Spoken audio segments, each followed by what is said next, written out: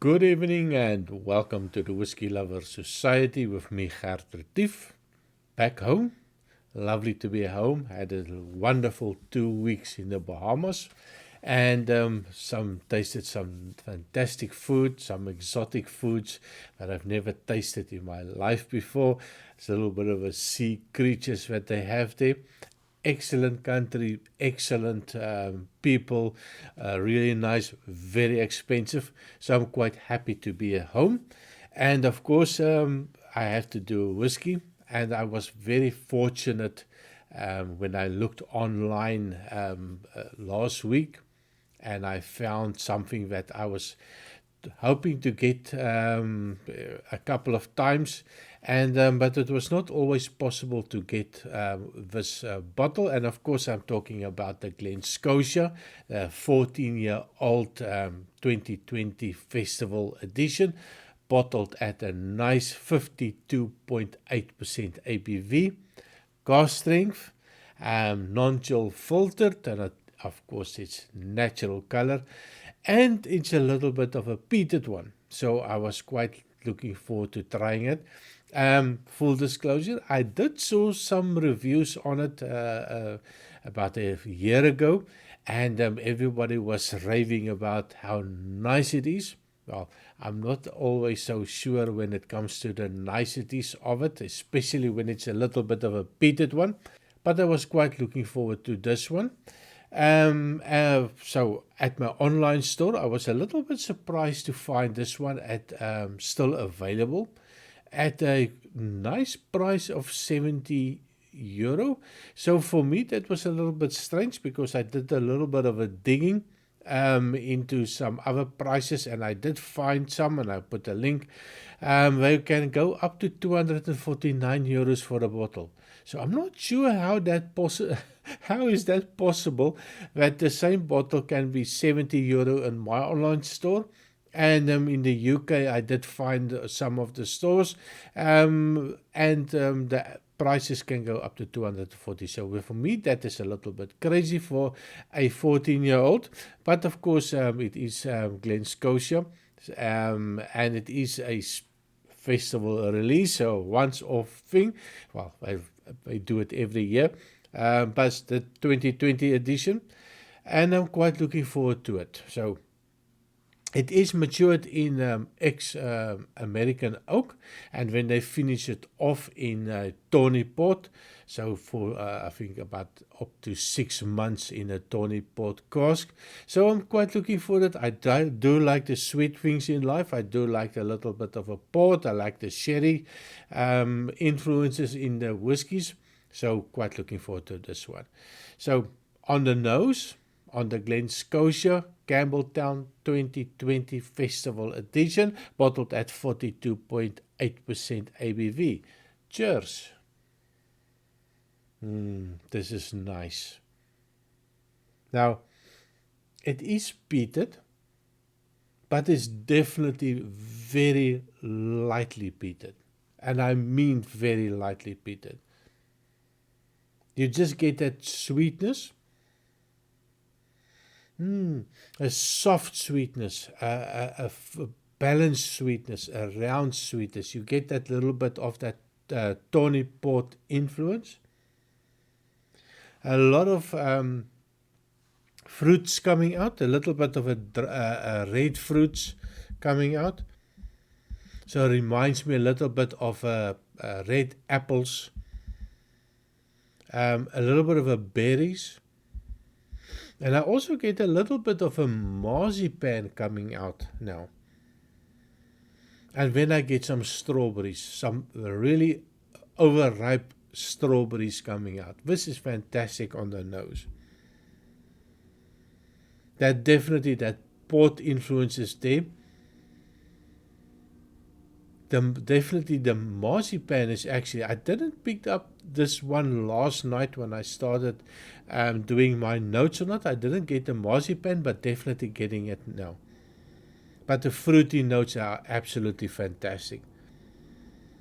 And that smoke, really just a hint of it. I also get a little bit of like a dark honey note coming out. that honey sweetness. And it reminds me also a little bit of a vanilla note coming out, but something like a vanilla ice cream. Absolutely fantastic. But of course we need to drink it as well. So on the taste, cheers.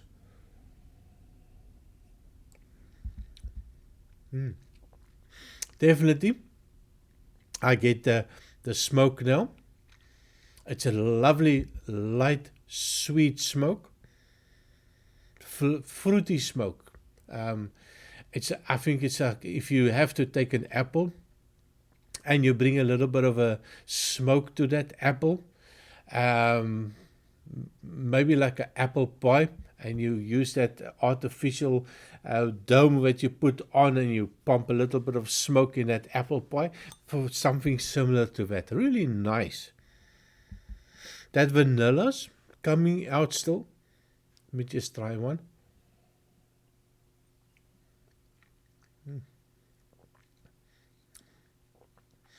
It is just lovely. The sweetness of it. And then I get that little bit of a vanilla.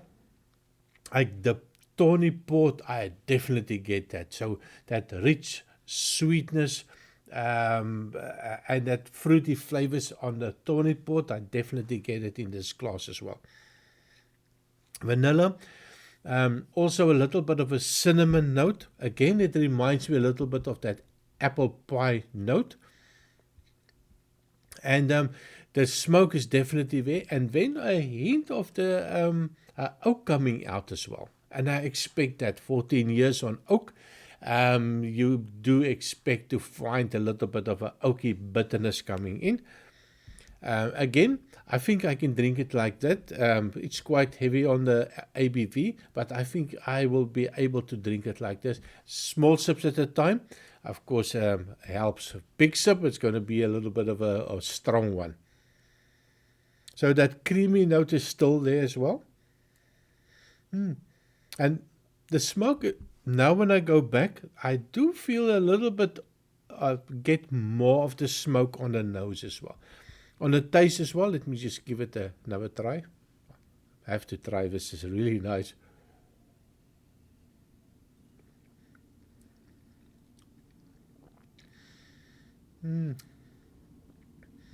This is so nice.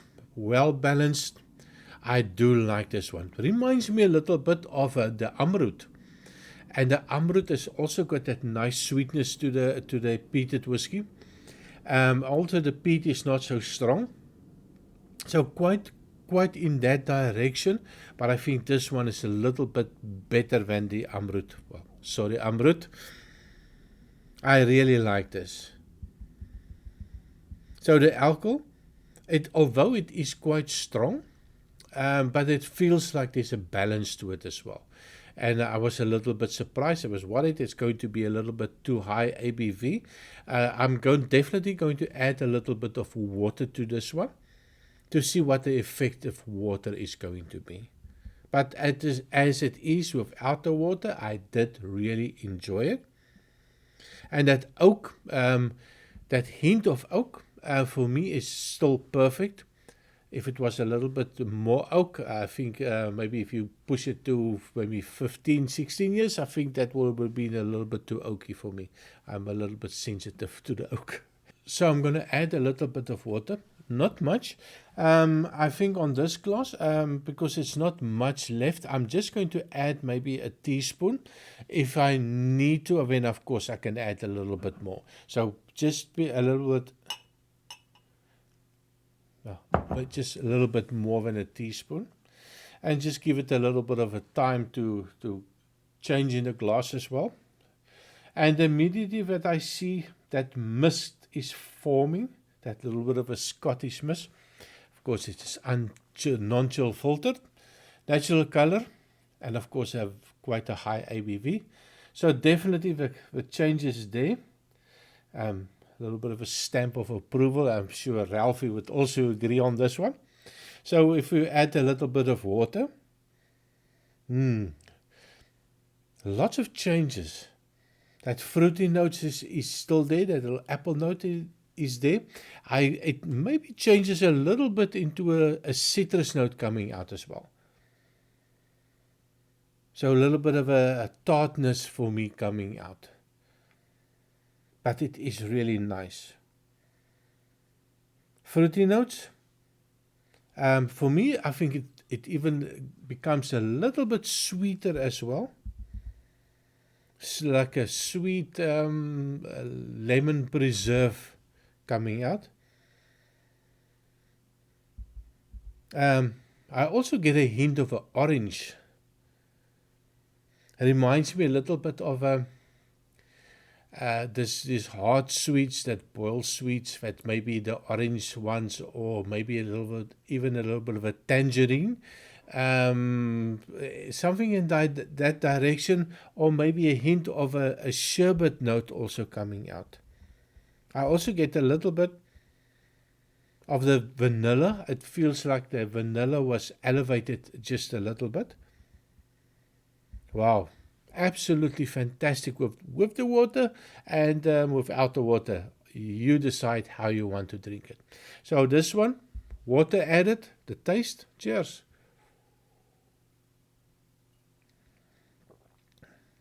And of course you can take a much bigger sip, lower ABV. I think the amount of water that I added was just perfect. A little bit sweeter for me. The fruits coming out. I get quite a strawberry note. Definitely a little bit of an apple note also there. Also a little bit of a peach or a pear note coming out. And a little bit of cherries. That cherries, preserved cherries that you put in your cocktail. That sweetness of it coming out. So absolutely fantastic. The smoke, let me just give it another try.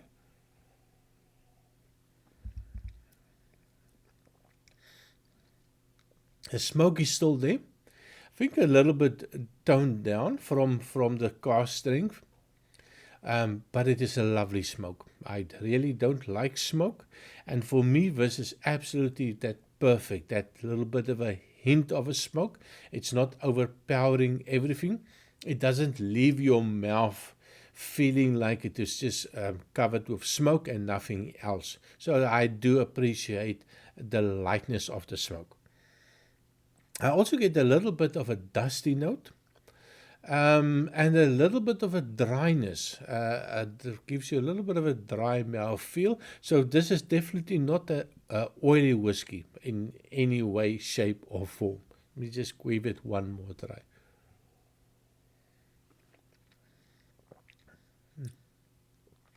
This is something that I think I can drink every night. And for me, I think I will stick without the water. I think I'm just used to the high ABV whiskies. I'm used to the whiskies that give you that more flavors, that more oomph when you keep it at cask strength. Of course, you don't have to drink a lot. For me, it is about just savoring the whiskey. Sometimes just sitting there for half an hour, just nosing it and giving it time in the glass to see how much change will come over the time. And of course, to see if there's some additional notes coming out. I love looking for that additional notes. And of course, every now and again, you take a small little sip just to see and just to get to experience that whiskey. No, I'm not a big drinker. I don't sit and drink every night 2, 3, 4, 5 glasses of whiskey. For me, it's about the experience. For me, it's about finding a whiskey that I enjoy, finding a whiskey that I like to share with my friends and my colleagues, and talking about whiskey. That for me is the best part of whiskey. It's not always just to see how much you can drink. So, well, I have matured quite in my life. My younger days, of course, it was completely different. But that was completely another story that I will never tell. So definitely something that I enjoy. If I think about the journey that you go through the whiskey, the finish of the whiskey, I will definitely say that start off that lovely sweetness of the tawny port showing up. You have the hint of the smoke coming out. You have the fruit elements, the red apples coming out, the strawberries, the pears coming out, that smoke again in the end. And then you have that sweetness that just coexist with the smoke, and it's got a medium, well, shortish to medium finish for me. And when you're done, you just have this lovely experience that just lingers for some time. So quite enjoy that. So I think this is definitely going to be one of my favorite peated whiskies. I do like the Benroma 10. That for me was fantastic. Benria Curiositas was also quite nice for me. My previous favorite was definitely the Benroma 10. I did like that, and I did a couple of views on it, and I also picked that one as my favorite. And but now I'm not so sure. After tasting this one, I think I need to go visit my online store, pick up that bottle for 70 euros, and make sure that I have something for the future, because I don't know how long is this going to be available at that quite reasonable price, I think. Considering the prices that they are selling in the UK, for me it's a little bit crazy. So that's me on the Glen Scotia. I've done so many Glen Scotia videos. Have a look at my videos. If you're a Glen Scotia fan, I think I've done quite a number of them. You might find something else that you would like to watch. Also, thank you very much for all my subscribers. We are moving now, I think 560 something. Hopefully somewhere close to the 1,000 soon. So if you come this far and you enjoy my interaction and you enjoy my reviews on the whiskey, please consider to like and subscribe, or dislike, but subscribe. Leave a comment. I love talking to people. I love hearing your views. Maybe you have tried this whiskey. Maybe you like it. Maybe we have the sharing the same palate. So leave a comment. I always try to answer all the questions and comment on all your comments. So thank you very much, and I see you next time. Cheers.